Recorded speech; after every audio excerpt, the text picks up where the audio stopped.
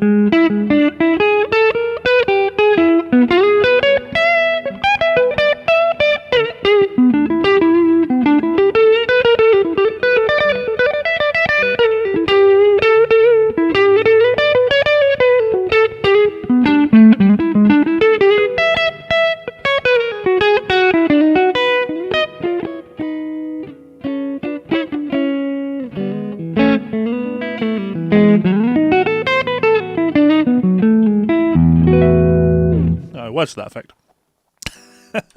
Sorry guys, it has been the busiest week. I am absolutely exhausted still. I haven't stopped for transcribing and gigging and teaching and writing practice sessions and just generally being busy. Just being really busy. So I started this stream without any sound on my part, which is the height of professionalism. But such is life. Right, so let me bring my face up. Hello, everybody. Oh, I'm a little bit out of focus there. I'm going to have to move in, so I'm in focus. Hello, everybody. Levi Clay here, and I'm back again for another live transcribing stream, live transcription stream. We are going to be looking at, today, the incredible Oz Noy. I would like to steal a bunch of Oz's licks. I think he's a great player. He's one of my favourite players. For a long time, I've just been in awe of Oz's playing and his mind and his approach to things. And much like a lot of my favourite players, he has some stuff that he does that I really, really enjoy, and he has some stuff that he does that I don't enjoy. And that's cool, because I think, to me, that's a sign of somebody that's constantly trying new things. They're constantly just trying to do different things. And some of it really resonates with me and some of it doesn't. But that's cool. I can steal the things that I like. In fact, when we look at this very solo that we're going to be looking at today, there's some stuff in here that I'm not crazy about, but there's some stuff in here that I'm definitely really crazy about. So we're going to look at that. We're going to steal a bunch of that stuff and try and be, you know, if we can be 1% as good as Oz Noy, then it was worth our time. Right, so I'm going to be, of course, using my guitar to talk about some of the things that he's doing. Wrong camera. Guitar and face, there we go. I'm playing Telecaster today. I am running into the Kemper. I'm using one of the Michael Britt profiles. This is the 65 Lohman. I have just in theory, the clean tone of the amp. I can boost it if I want.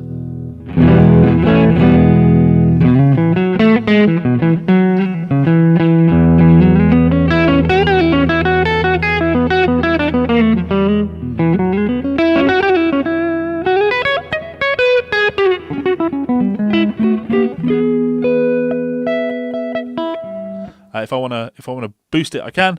But yeah, that's the kind of tone that we're going for today. I'm after that throaty blues sound, right?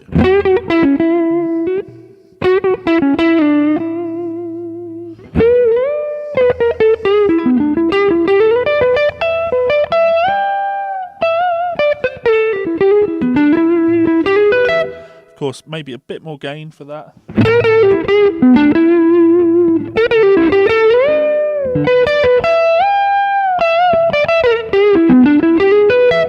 But we'll work with what we have.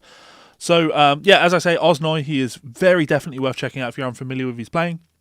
Already Richard has made the comment that he's got some cracking stuff on the Twisted Blues 1 and 2 albums.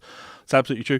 All of his records have fantastic playing on, so just go and check them out. You'll enjoy it. You'll enjoy his playing. If you like blues with jazz influence, Oz is right up there. He uses a lot of effects. He's really into effect pedals. I've seen Oz live when I was in New York. I went to see him play at the Bitter End. And he had 2 big pedal boards. You know, the guy likes to play around, and that's cool. I like people that toy around with pedals. He's constantly switching new things in and trying new sounds, and he's trying to do something a little bit more modern. And I'm totally here for that. So yeah, he does a lot of organ simulation stuff, which I think is really cool, like Leslie sounds and stuff. But his natural guitar tone is just a very nice guitar tone as well. So it's kind of full picture of tone for me. Someone that's constantly trying to push their own boundaries and make new sounds. And yeah, super here for that. So let me read some comments. What up, Clay? Sorry, Levi. Just received your complete country guitar method book, and it's amazing. Thank you very much for checking it out, Kevin. It really means a lot. Speaking of supporting me, if you want to do so, you can head on over to Patreon. Link in the description. Like some of these awesome people, get private lessons with me. Join my weekly guided practice routines. I've got a new one of those going up on Tuesday. There's some fun stuff in that, actually. Some really fun stuff in that. In fact, I'll give you a little teaser of that in a second. Weekly guided practice routines are great if you're looking for ways to expand upon your practice routines, and with a methodical way of doing that. And if you join up now, you'll get access to everything that's ever been up, plus all my transcriptions. That's all good. You can also support me by checking out one of my books available on Amazon, as Kevin has, so please do consider doing that. Let's actually just do that. So let's go screening guitar. Let's bring up my workout. This is weekly guided practice routine number 5, and the thing that's really fun in this one is we're doing one of the riffs that I wanted to help guys with the concept of funk strumming. We've been working on Soul Man, so initially just playing Soul Man with the sounding like this. Let's get this to work.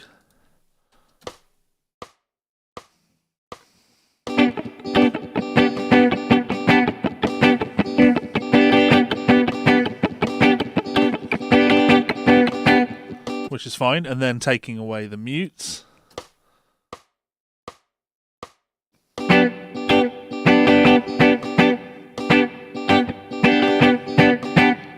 And then adding in the chord changes.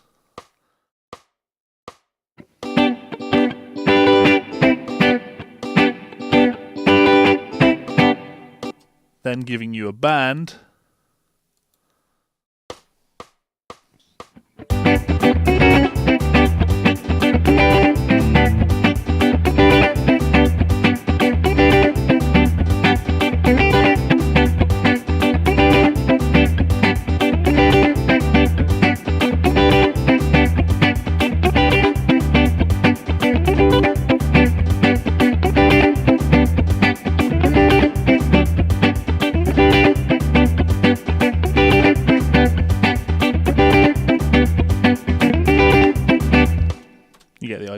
So that's some of the weekly guided practice routine. Nice little teaser for you there.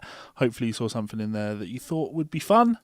Go and check it out. Weekly guided practice routines over on Patreon. Anyway, let's take a look at this Oz solo. So, do I want the guitar for this? Let's go screen and face. Let's do this one. You don't need my guitar just yet. We're all after that throaty blues tone, absolutely. So this is the Oz solo that I have. And I'm going to turn it up a bit. I'll just let it play a little bit just so you can get a feel for it. I'm not crazy on the first chorus, but we'll jump in at the second chorus.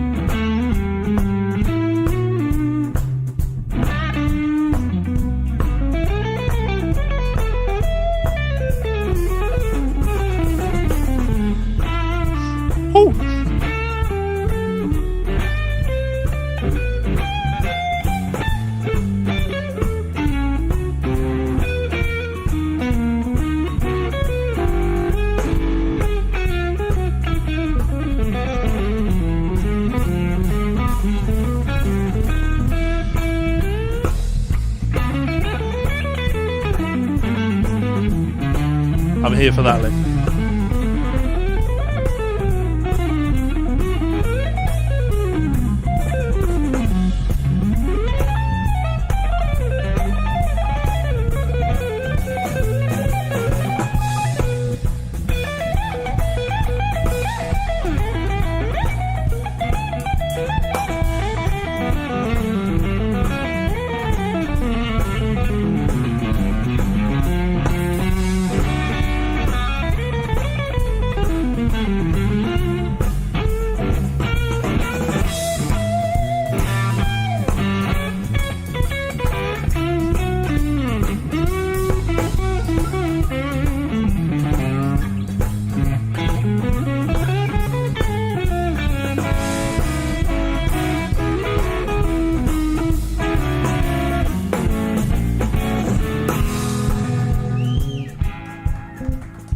So yeah, to me, glorious tone. Like, and I don't know how to quite get that sound. It's really. Oh, listen to that.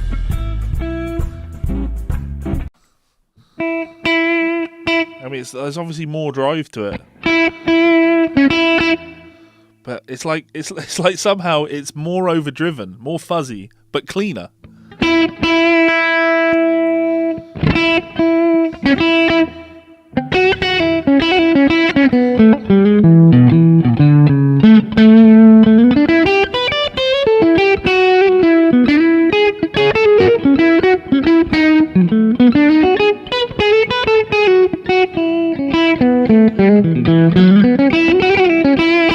I think it's just a lot of dynamic control. To be honest, I think the tone has a lot of overdrive to it, but he's not digging in like I always seem to. When you play with a pick that's 2.75 mil thick, and you naturally dig in all the time because you're so used to growing up playing without an amp on, you kind of regret a lot of that. And I think that having more of that varied tone.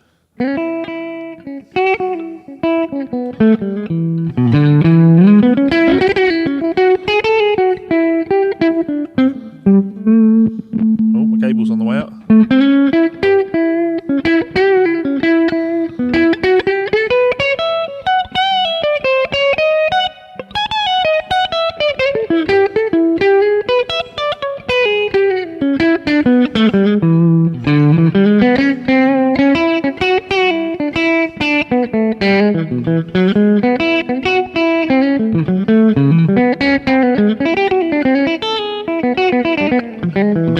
Playing nonsense for the sake of it, right? Let's take a look at what Oz plays. So on reflection, actually that first chorus isn't as out as I initially had thought it was, and that's obviously because he gets a lot more crazy as he goes on, gets a lot more twisted with things. This is a blues, obviously, but it does have some more jazzy changes towards the end, like that turnaround. But at its core, if we listen to the bass,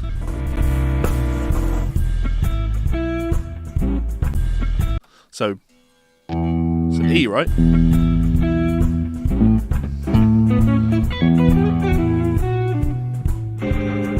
And he does hit a 2-5-1 in there, so we would have E, like an E7 to the A7.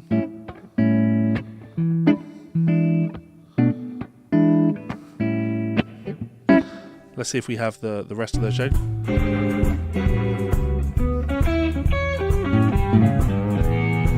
Stays on. Yeah, 1-6. 2-5.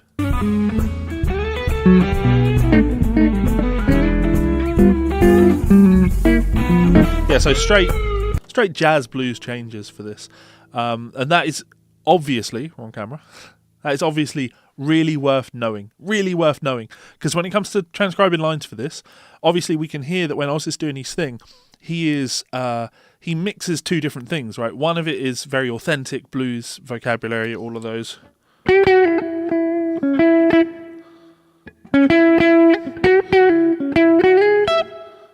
Authentic blues licks, but then he does do a lot of stuff in here that you could definitely be considered a lot more on the jazz side of things, and knowing where those things happen is really important. So just as a reminder, for those of you unfamiliar, if we're playing a 12-bar blues in the key of E, the 1 chord is E, quick change, so A chord or the 4 chord in bar 2, back to the 1 chord E, then we've got a 2-5-1 in A.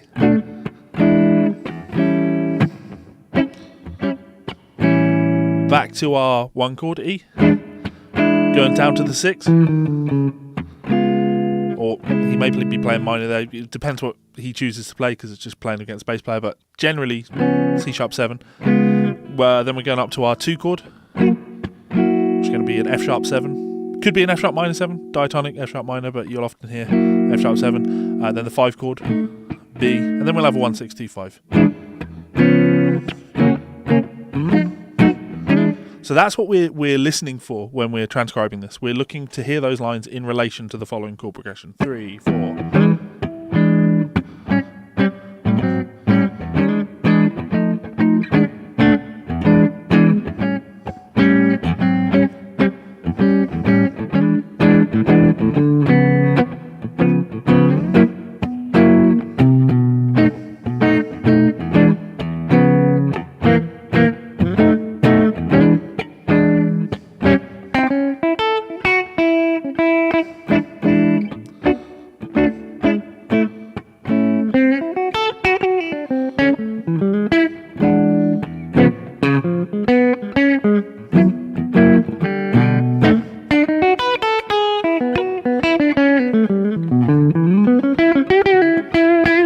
So knowing that chord progression, definitely going to be important for this.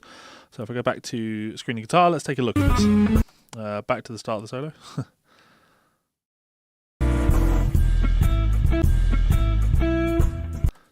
Could the phrase be any simpler? What a great way to start a solo, right? 1, 2, 3, 4.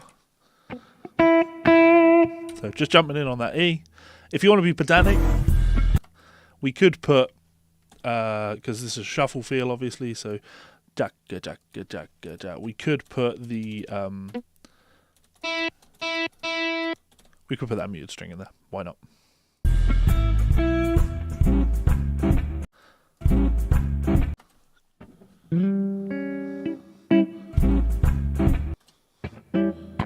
Yeah, we're playing an A7 chord there.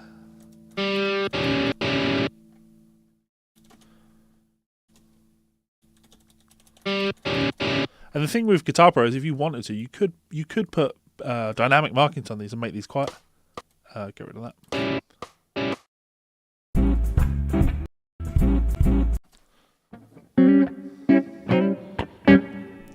Slide in from below, 4th, like this. Let's do guitar and face. No, not guitar and face. Screen and face. There we go.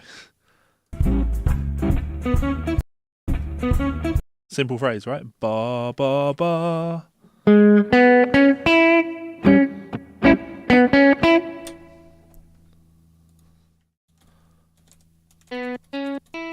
Now we're back to our kind of regular sound here.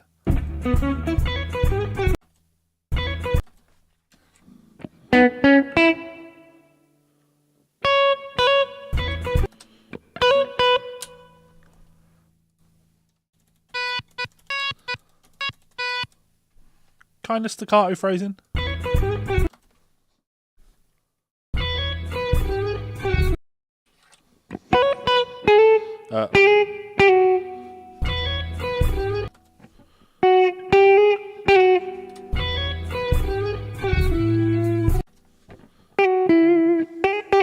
Yeah, and those are little inflections. They're definitely important. I think they're definitely important.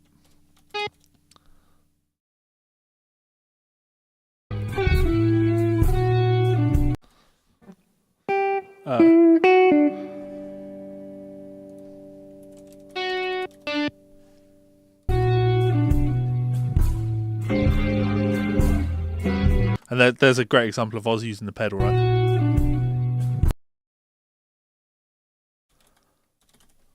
And this will be a 2/5.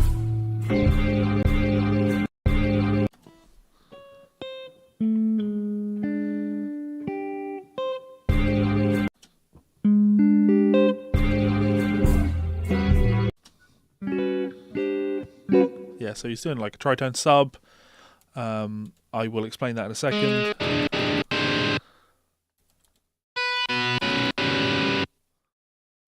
Again, I'm going to make these quiet.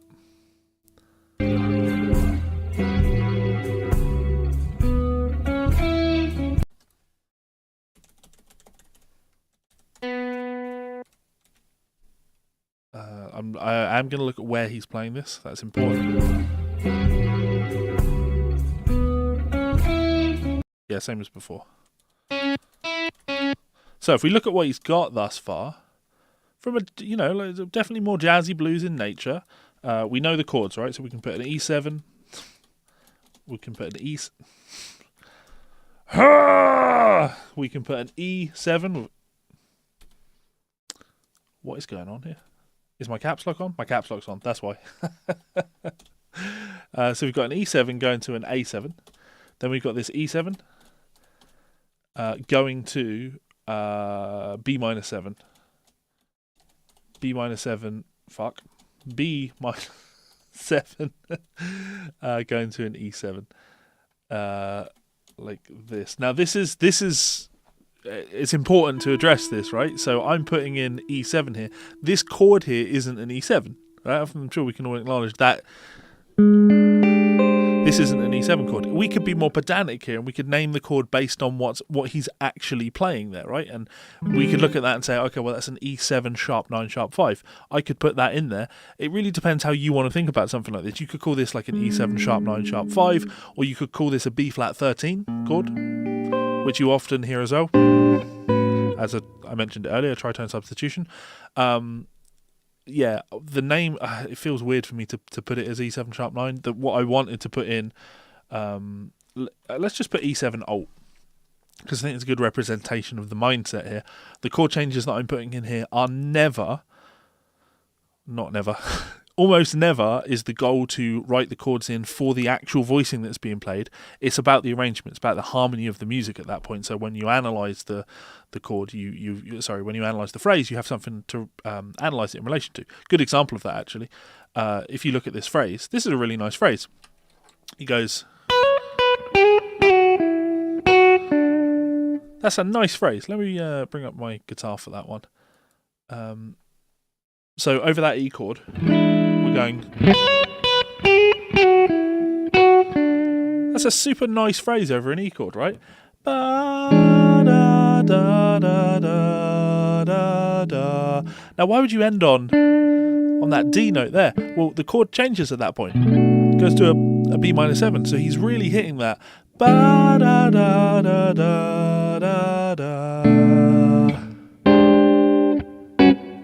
He outlines that chord change, and that's a nice move, classy. Doesn't really sound like it's a particularly,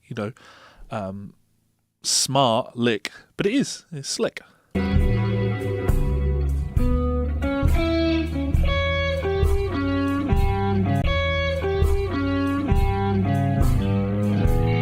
Now I'm thinking this is triplet crotchets, triplet quarter notes. Ba, ba, ba, ba, ba, ba. And this is what I would think of as being noise, right?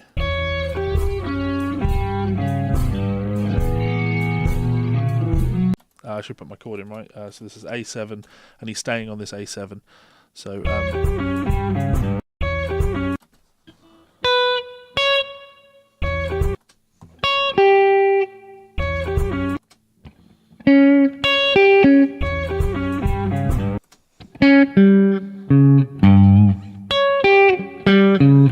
could you have a filthier lick? These are the sorts of licks where I'm just like, who plays this? It's really wild when you look at it. It's one of those licks where it's over an A7 chord. All the notes work, right? You've got the third of the chord, you've got the flat 7 of the chord, you've got the third of the chord, you've got the flat 7 of the chord, you've got the third of the chord, you've got the flat 7 of the chord. But it just inherently has a really uncomfortable sound to it because it's so angular. You're used to hearing blues phrases over an A chord.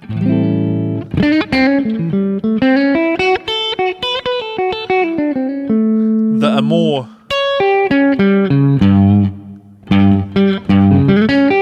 technically all the notes are there, but you just don't hear it often. So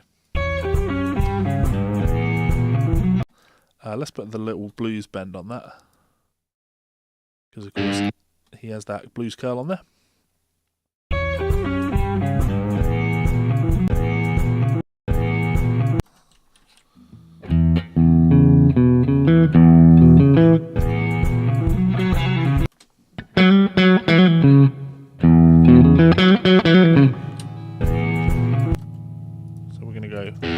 This is where we go back to our E7 chord.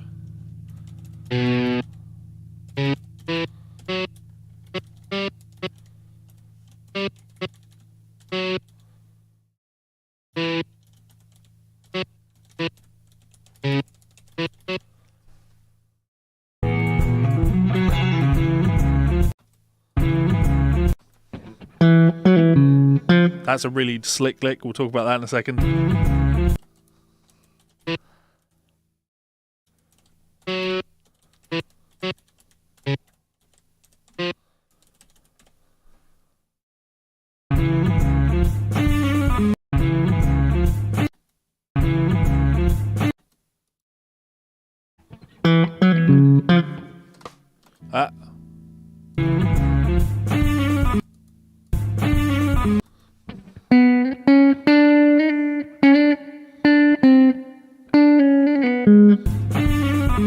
Yeah. Bit of quantizing required for this. How do I want to do it? Yeah, I'll do that as a 16 note phrase. So yeah, again, tiny bit of analysis, because I mentioned chord changes kind of matter for something like this, and when we look at what Oz has played there, if I bring myself up like this, so again, E chord lands, and we have that. Now that is just classic, you know, if you're playing over an E chord, you can't get better than, because you've got the fifth, the sixth, the root, the two, this is the flat three, but so it's like major pentatonic, country scale. But he doesn't end on, he ends on.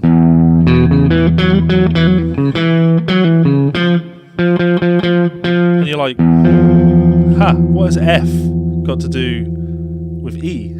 And it's actually not an F, it's an E sharp, because the chord changes. We have a C sharp 7 chord there, right? I mentioned that we go.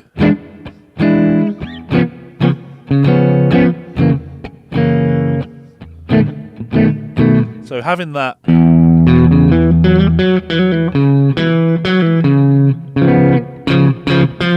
nails that C sharp 7 chord sound, which is nice.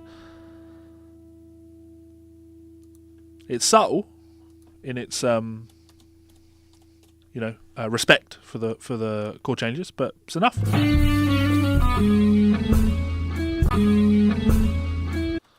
Ba ba ba ba, arpeggio, right?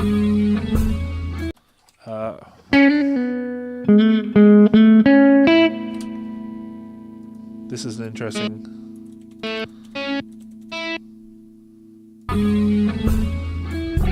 Now, I said that he would be playing F sharp 7, but if we listen to this, this is F sharp minor 7. Because we've got that A natural in there. He's not playing it, he didn't play, which would tell us F sharp 7. So he's definitely thinking the 2 chord as being minor. F sharp minor 7.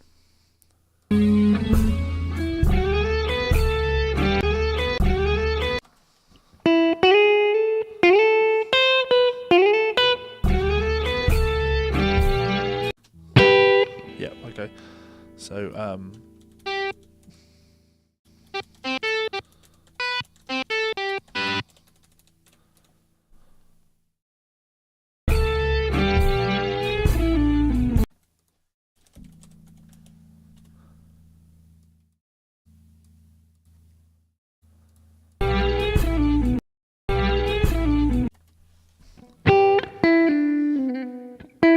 he comes down in position. Now, I just want to address something that was brought up with the last stream. We got good reaction on the last stream when I was doing the Freddie King solo, Big Legged Woman. I was asked to do that because someone wanted me to do something simple, something that they could get into as a transcriber. And I just want to point out that the stuff that we're doing here, all right, it's definitely harder than the Freddie King stuff, but in terms of capability, you could throw out the rhythmic side of things, like the writing down of rhythms, but ask yourself this: if you put this track on, could you work out what Oz is playing? And I would like to think yes. These ideas aren't outlandish, you know. Not being able to write out the rhythm exactly that's like a next level of skill. But could you put this on and work out that phrase? Because that classic blues vocabulary on an E chord. No, Oz didn't invent that. Freddie King's great, yeah.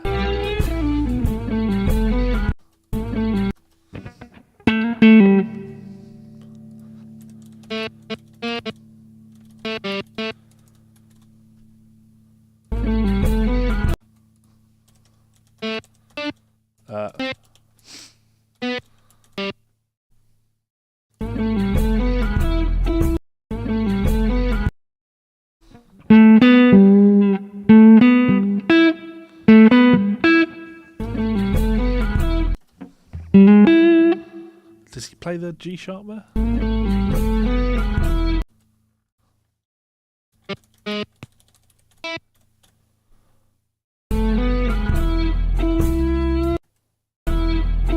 That's, and again, classic blues guitar thing, this.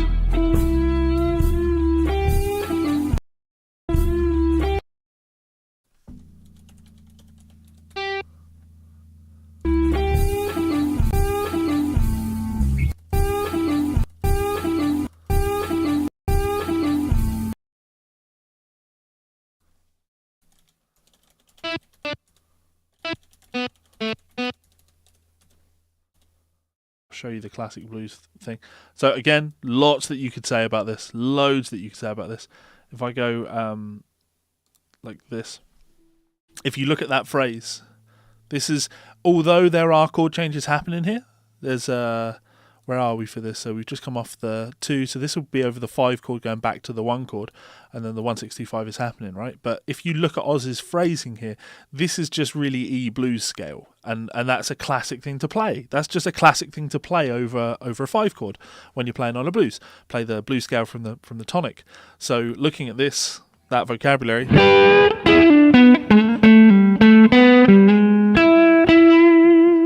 And the thing that I pointed out is this idea of hitting the root note on the B string and then playing that same note on a lower string, because you get that thicker tone.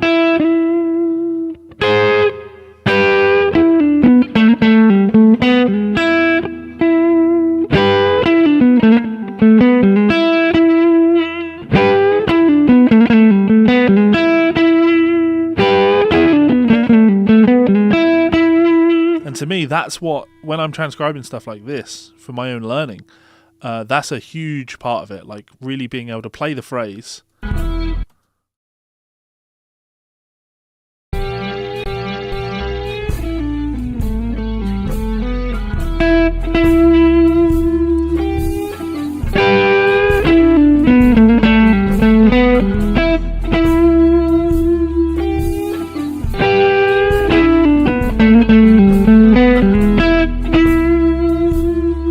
We've nailed that, and then we do it at a faster speed.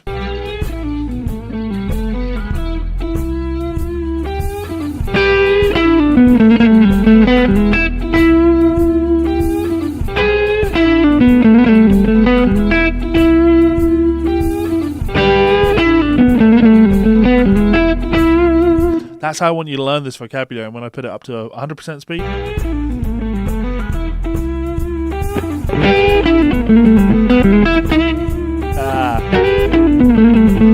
This read helps.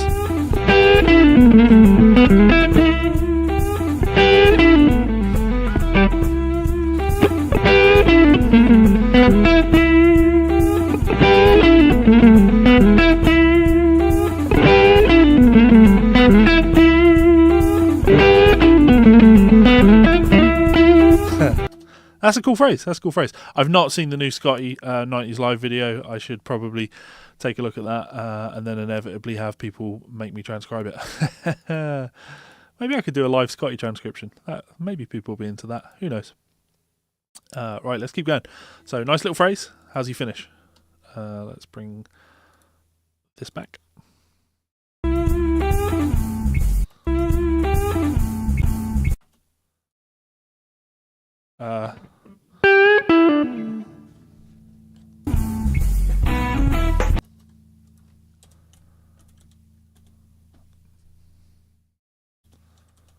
Then repeating. Now we're playing it higher.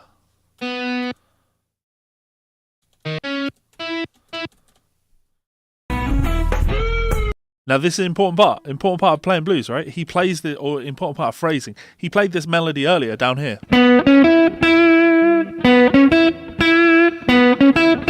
He now wants to restate that melody, but he's doing it higher up on the neck, lower set of strings. This is just a strong melodic theme.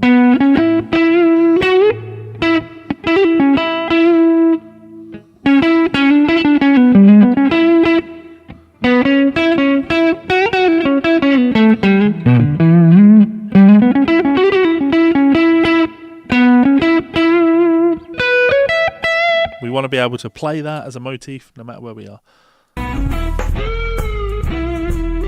So that's the end of the first chorus.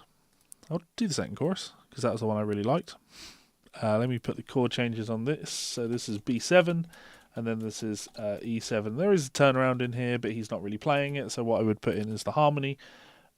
C sharp 7. Why can't I type today? F sharp minor 7. And then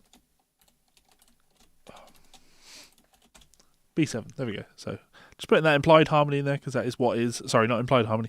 Putting the stated harmony in there. He's just not playing it. He's just choosing to ignore it. Because sometimes you do that in the blues. So classic bend, right? Where is it? We're going all the way up.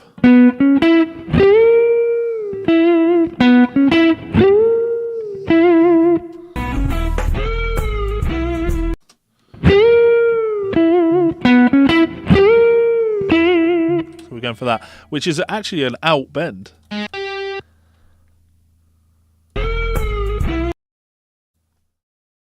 We're going up the minor third, so we're bending from the flat third of the chord, which isn't the best note, up to the flat 5, which again isn't the best note, and then releasing it. But there's something inertly Albert King, right, about something like that.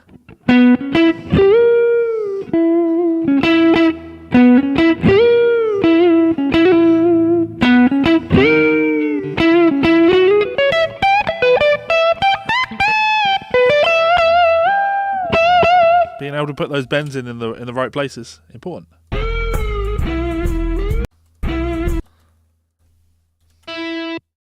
And now you get that nice phrase.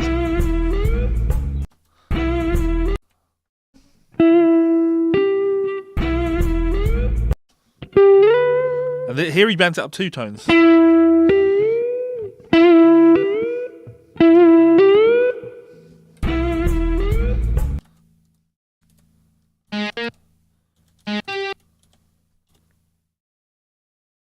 That.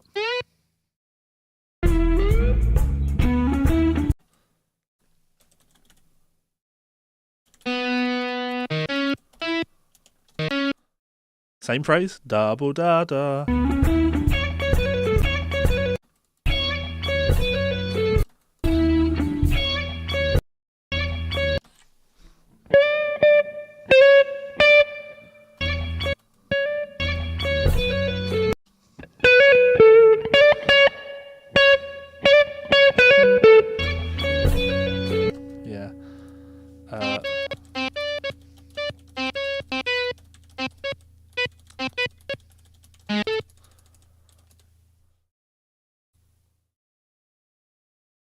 Sorry, I'm just trying to add more notes so I can then scroll down, otherwise you can't see it.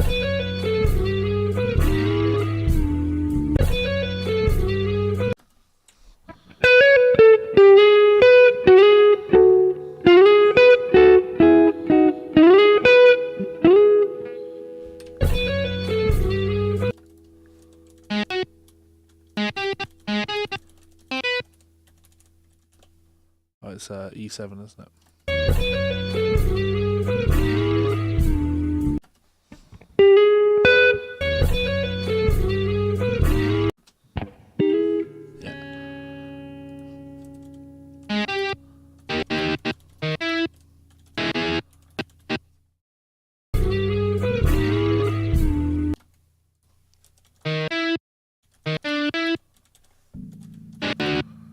Okay, it doesn't hit the top note on that. I thought I heard the top note.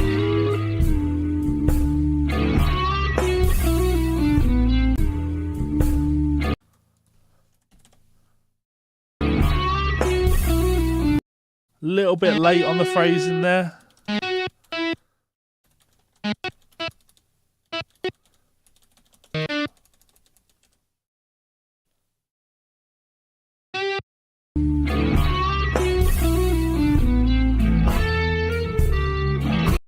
Oh.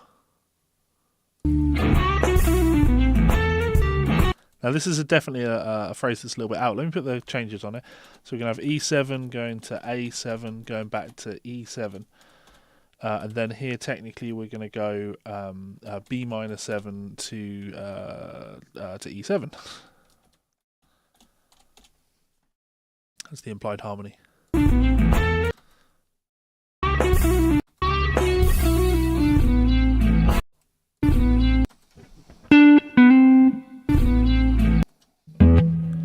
Definitely a little bit out there. That's jazz, though.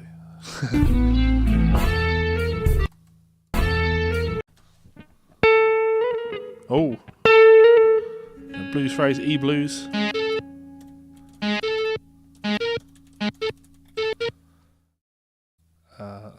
And harmonics annoy me, so let's make that a B flat.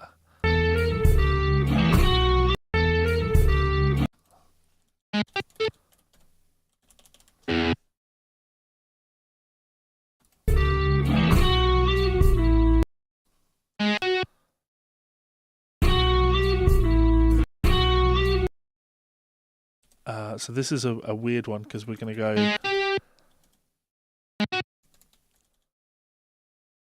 And he comes down. He hits the. He goes back up for that 12th fret.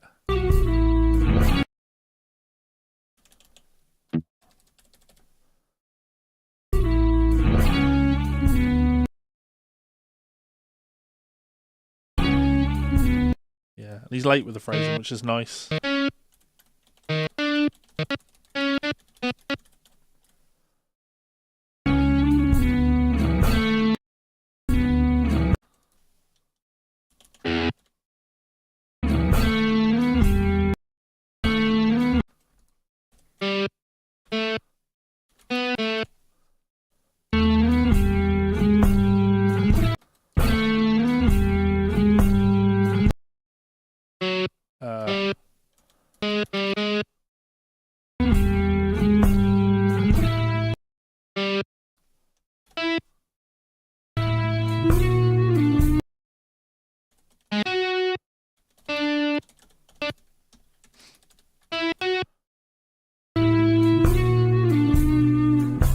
Yeah, no, so that's a really nice phrase because I think I like it because he clearly takes a motif, and I think having a motif like that where he's playing.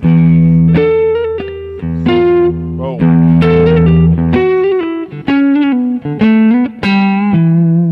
But just having that, and then being able to repeat that in different places in the scale.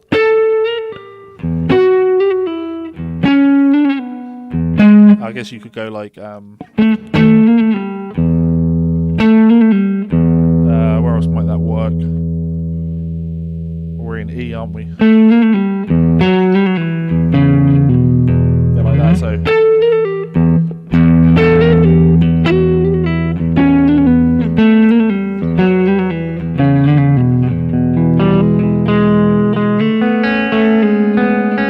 What happened to my top string?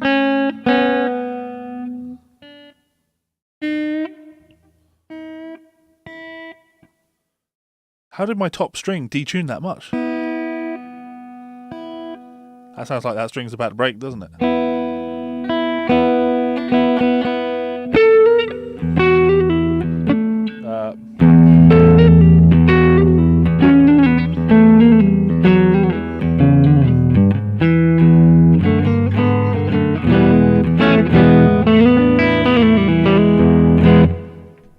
Nice Telecaster strings.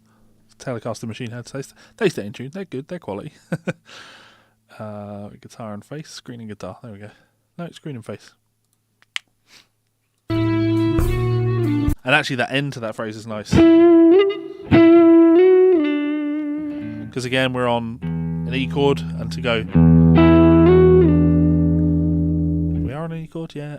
We've gone back to the E chord at this point. Again, helpful if you put your chords in, so A7, back to E7. So on the root of a chord, hitting the root, sliding up to the 9th, and then down to that flat 7. Nice.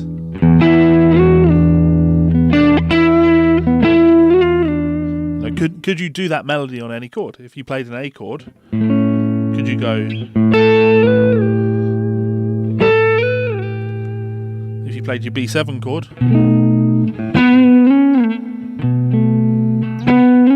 can you hear it?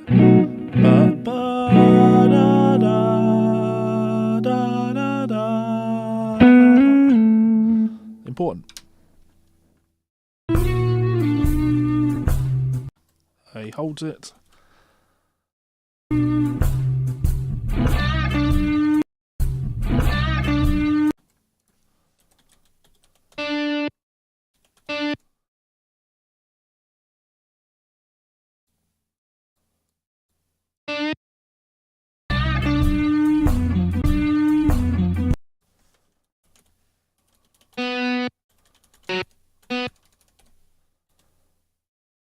Chord's important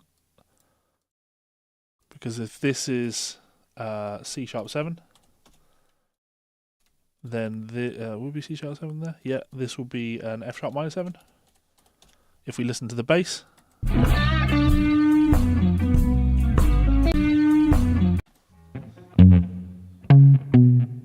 he's playing a B though.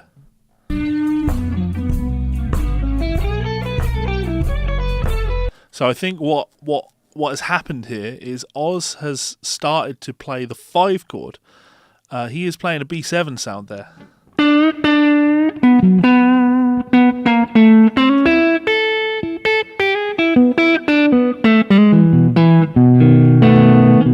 He's definitely hitting that 5 chord, and I think Jimmy just adapts.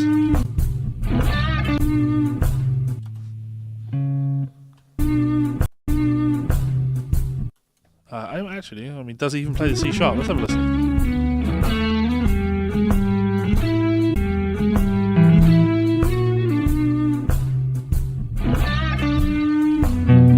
So it's actually that Jimmy doesn't even play the blues changes this time around. He definitely plays the B7 there.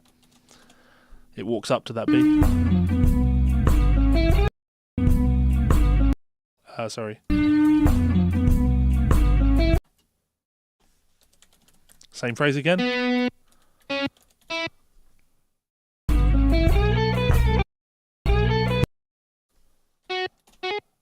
Nope.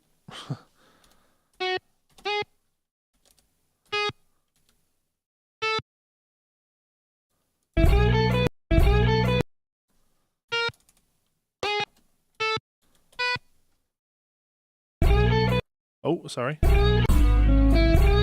He's actually hitting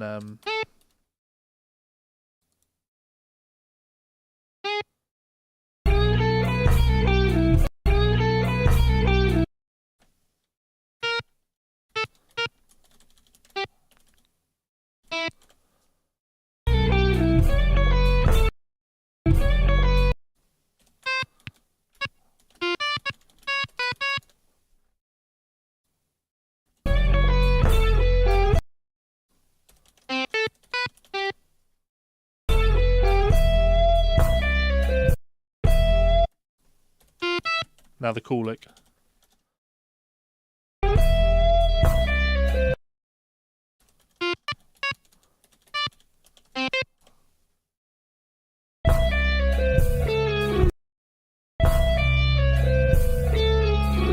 Diminished, right?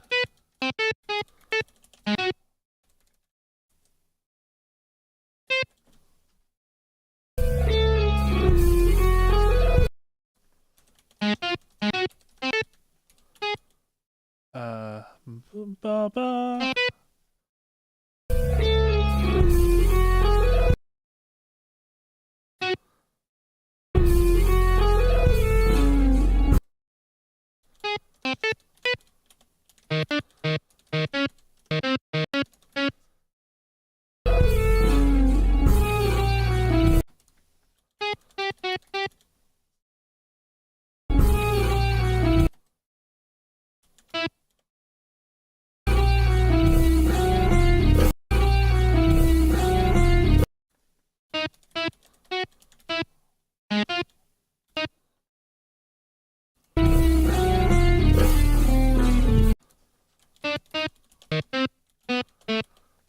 Now, I think me doing that that's probably an example of what I would consider to be, a more challenging melody. If you're unfamiliar with bebop vocabulary, being able to hear what notes he's going for there is a tricky one, because you're hearing them I think you hear everything in the paradigm of your own understanding of music. And because I've listened to a lot of bop phrases, when I hear him playing things like that, it's easy for me to hear it and identify it and then play it back. Whereas if you've only ever really heard people going...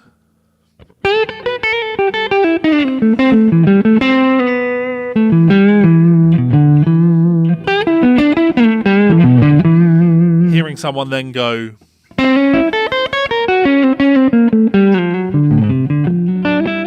it's probably going to be trickier for you to work out, but exposing yourself to it is the way to break that. So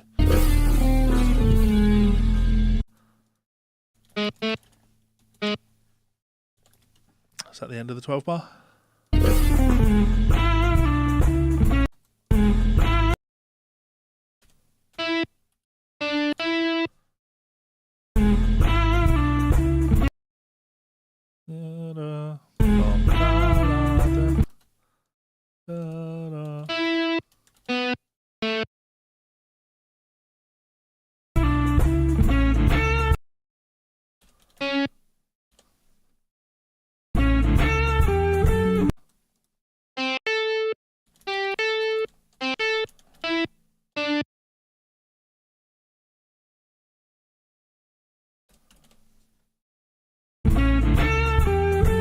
He doesn't pull off though, he picks both notes. Now he's outside, right?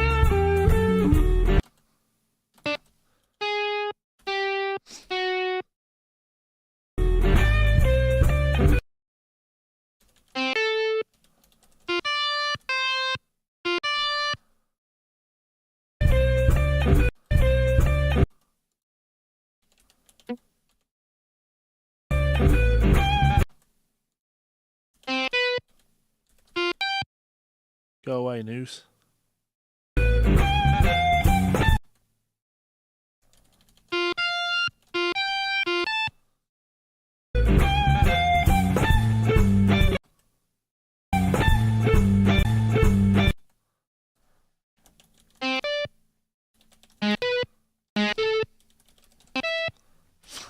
Jeez.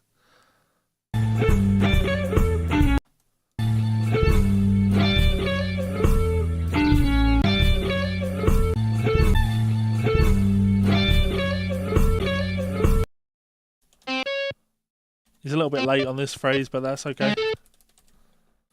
I'm quantizing it.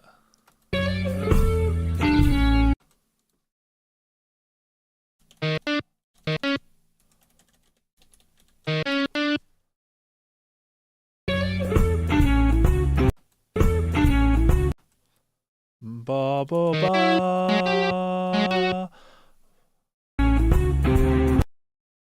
Double stop it.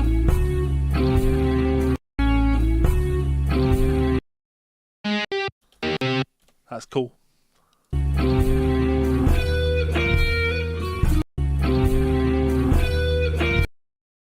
Ba ba ba ba.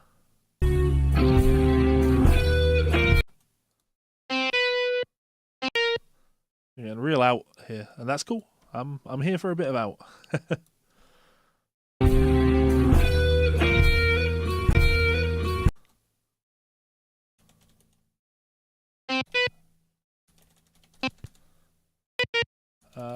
Ba da da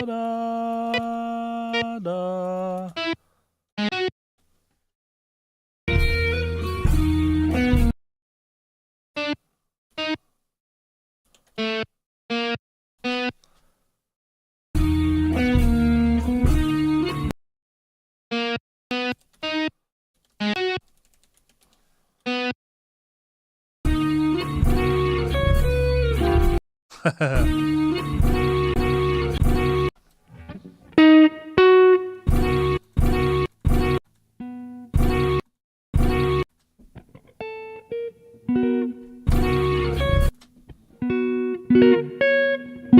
Yeah, it's a little chord stab there.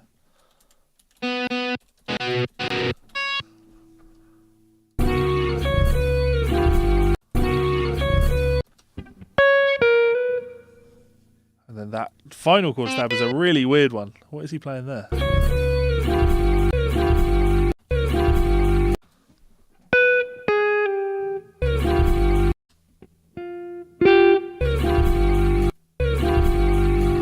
I'm just trying to hear if there's a high note or a low note on it as well.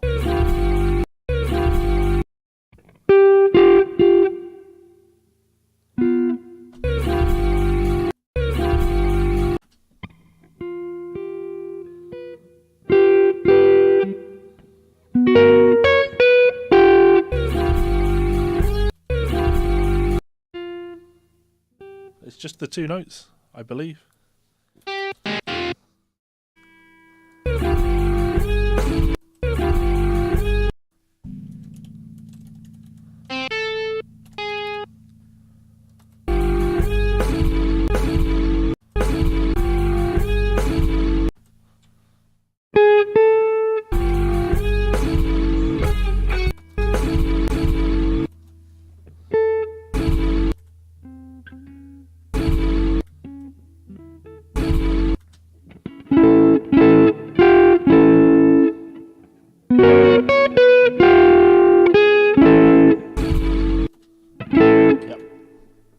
Just an A major chord.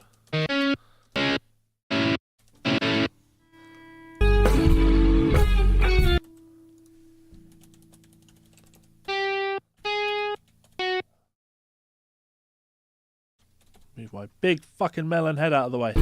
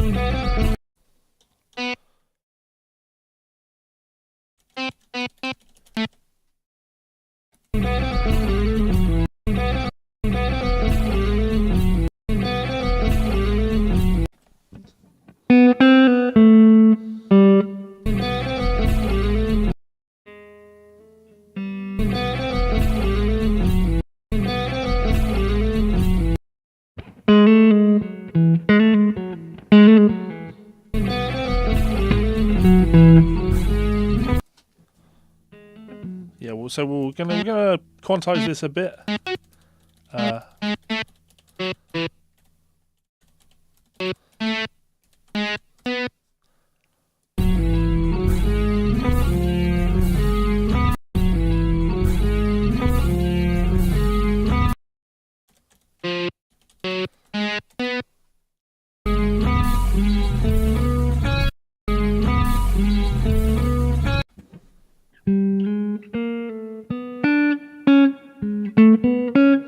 So that's quite cool.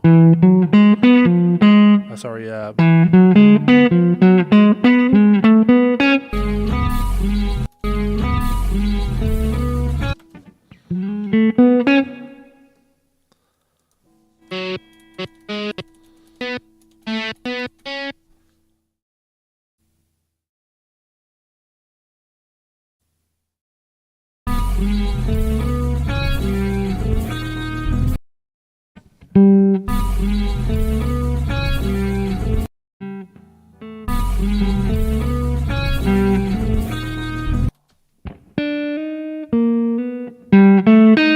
that's really out there. I'm here for it though.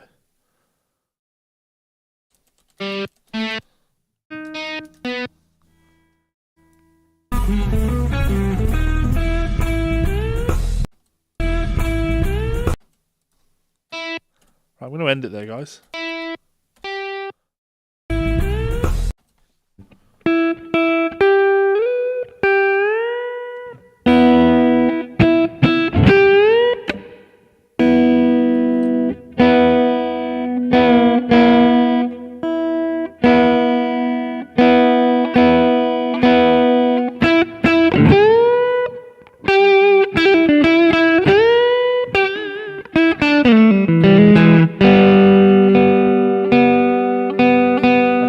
bends.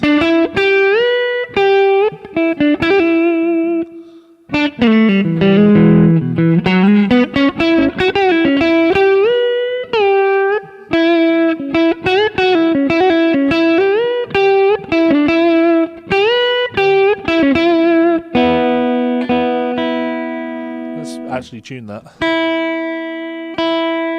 There we go. So let's put the bend in. Then I'll let you hear Oz's solo. Let's take one more thing from it. I'll be honest, I didn't take all that much from the from that third chorus. I just wanted to do it because I wanted to get more work done.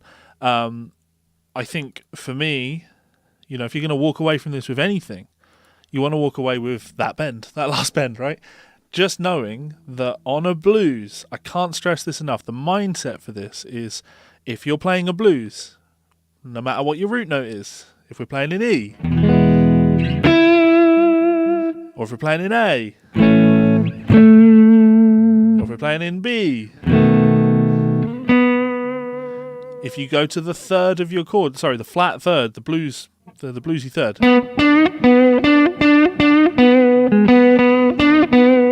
you can bend that note up a major third. So I might go on a B. Well,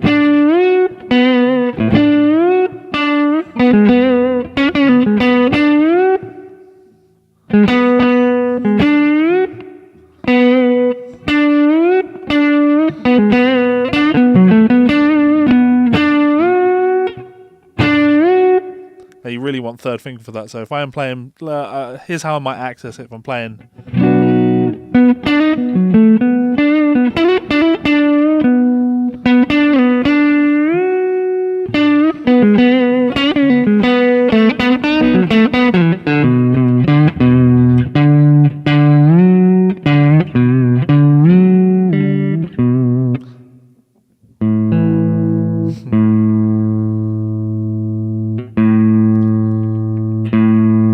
We just want to be able to access that, you know, anytime you're playing, anytime you're jamming on anything, no matter the key, if you can find the flat third of that, if you mind a pentatonic scale, you should be able to take that note, bend it up that major third, and it's going to kick ass. It doesn't matter where you are, blues in E,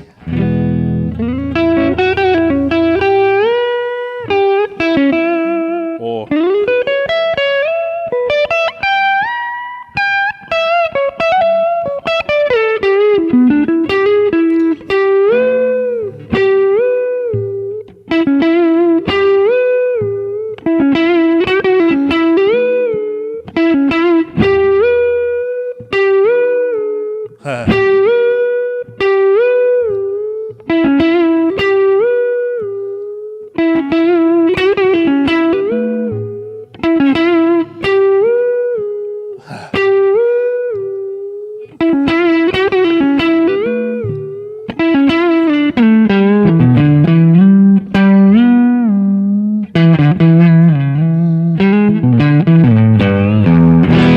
that's what we can take from that.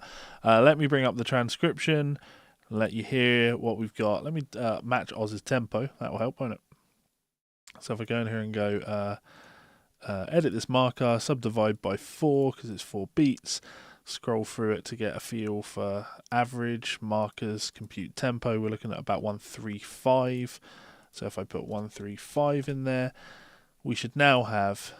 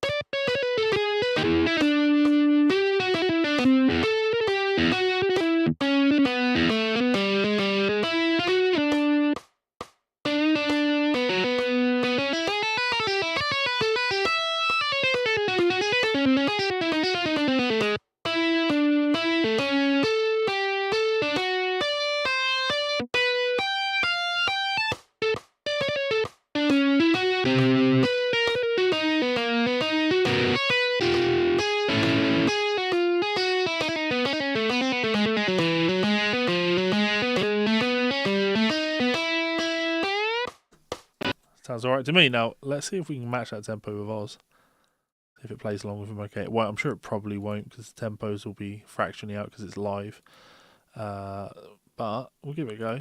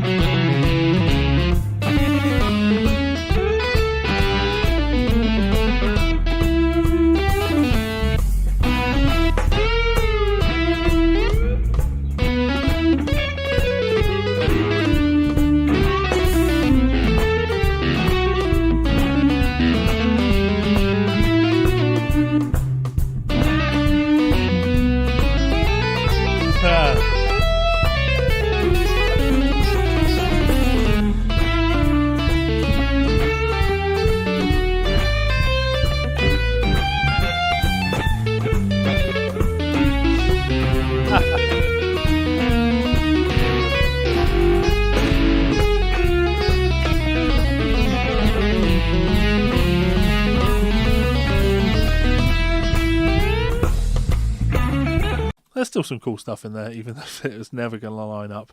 So, of course, I'm going to save that for my patrons. So if you want to download that, head on over to Patreon. Speaking of which, if you would like to support this channel, be like these awesome people. Get access to my weekly guided practice routines, get your name in the credits, have private lessons with me, get weekly guided ear training videos I'm doing now as well, which is another cool thing. Check out the link in the description. Lots of stuff that you can learn over there. If that doesn't suit, you can also head on over to Amazon.